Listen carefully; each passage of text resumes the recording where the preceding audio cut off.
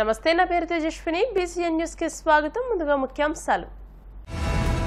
మాజీ మంత్రులు కొడాలి నాని, పేర్ని నానిలపై చంద్రబాబు విమర్శల దాడి. ఒకరు బూతుల మంత్రి, మరొకరు నీతుల మంత్రి అంటూ సెటైర్లు.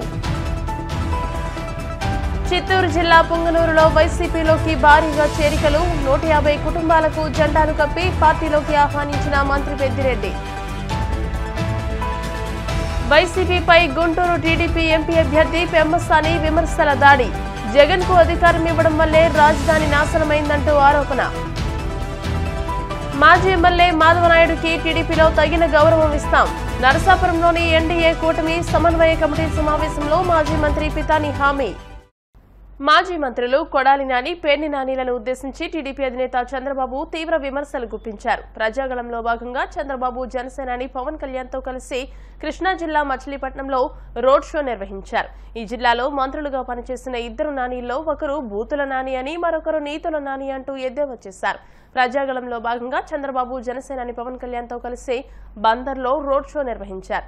ఇరు పార్టీల అధినేతల రాకతో బందరు కోనేరు సెంటర్ కిటకిటలాడింది.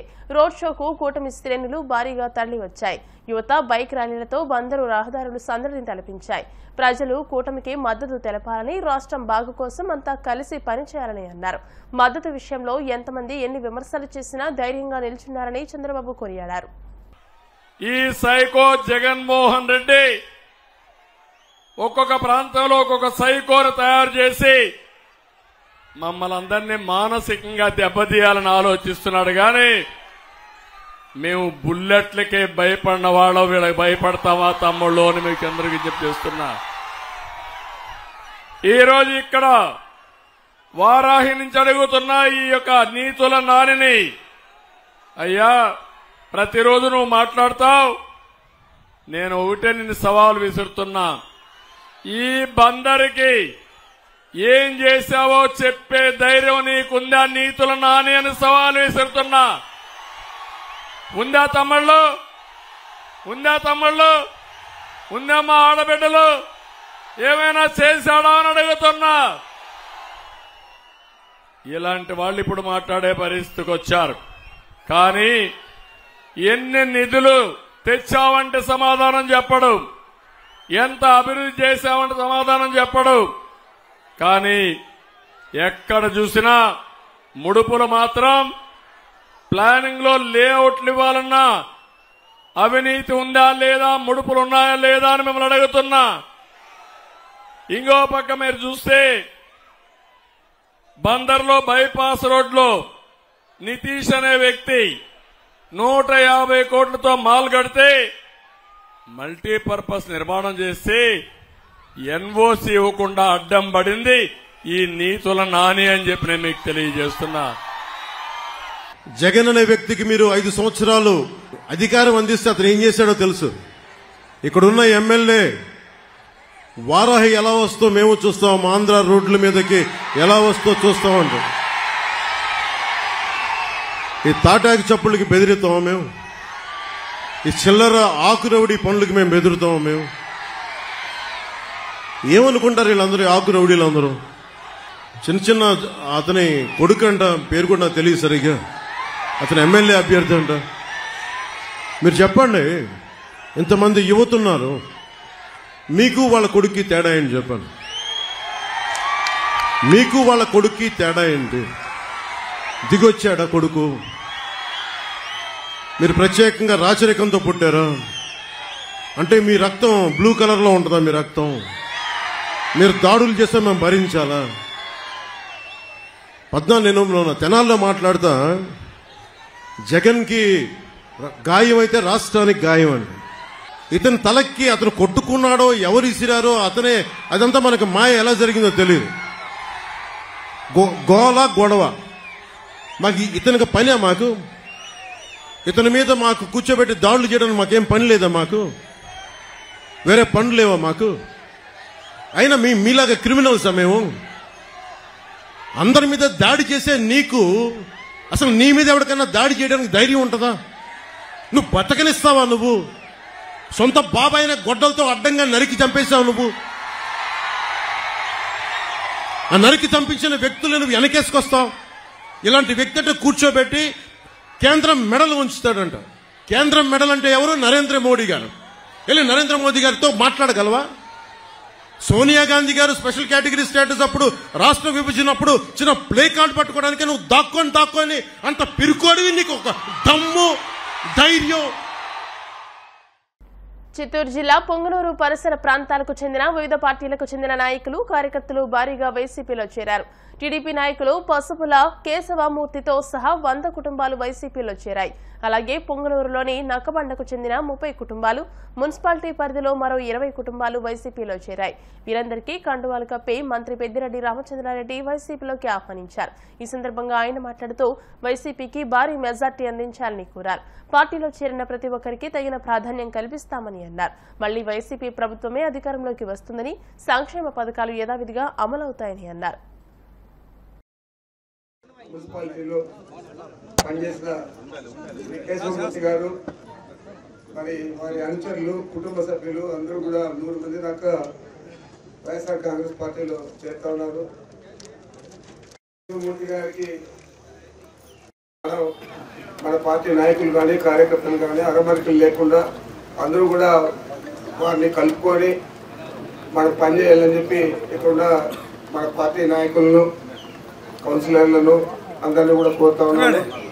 నేను కూడా కేశవమూర్తి గారికి ఎక్కువ ప్రాధాన్యత ఇచ్చి వారికి ఏ ఇబ్బంది ఉన్నా కూడా, ఏ పనులున్నా కూడా మనం తప్పనిసరిగా చేస్తామని చెప్పి సభ అభివృద్ధి లేని వైసీపీ పాలనపై ప్రజలు విసిగిపోయారని, ప్రాంతాలకు, పార్టీలకు అతీతంగా ప్రజలు, నాయకులు తెలుగుదేశం పార్టీపై అభిమానాన్ని చూపుతూ స్వచ్ఛందంగా టీడీపీలో చేరుతున్నారని గూడూరు అసెంబ్లీ నియోజకవర్గం ఎన్డీఏ కూటమి తెలుగుదేశం పార్టీ అభ్యర్థి పాసం సునీల్ కుమార్ పేర్కొన్నారు.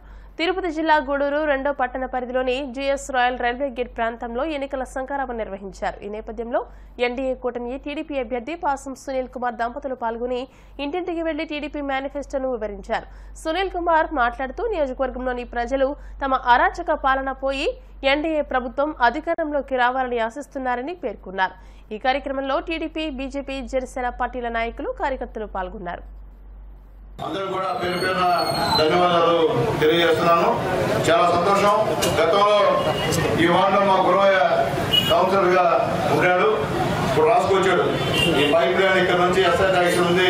ఈ మొత్తం పైప్ లైన్ ఆ రోజు నేను చైర్మన్ గా ఉన్నప్పుడు, గురవయ్య కౌన్సిలర్ గా ఉన్నప్పుడు చేసినాడు పైప్ లైన్ అని చెప్పి కృషి చేశాడు. చాలా సంతోషం.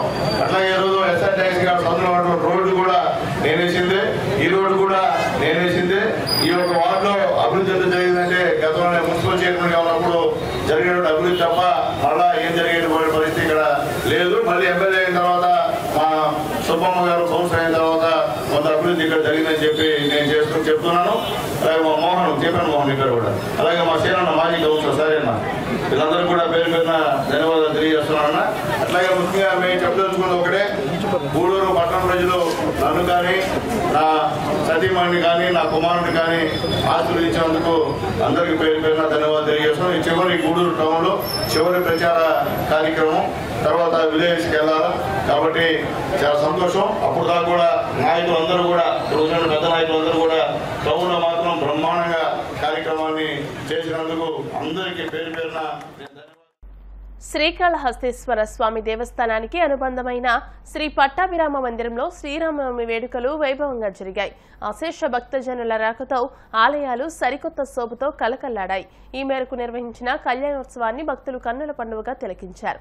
నవమి సందర్భంగా శ్రీ సీతారామ ఉత్సవ విగ్రహాలను పలు రకాల సుగంధ పరిమళ పుష్పాలతో శోభాయమానంగా అలంకరించి కళ్యాణ వేదికపై కొలువు తీర్చారు. అనంతరం గణపతి పూజ, పలు రకాల విశేష పూజలు నిర్వహించి దీపధూప నైవేద్యాలను సమర్పించారు. అనంతరం మంగళ వాయిద్యాల నడుమ వేద మంత్రాల మధ్య శ్రీ సీతారాముల కళ్యాణం కన్నుల పండుగగా నిర్వహించారు.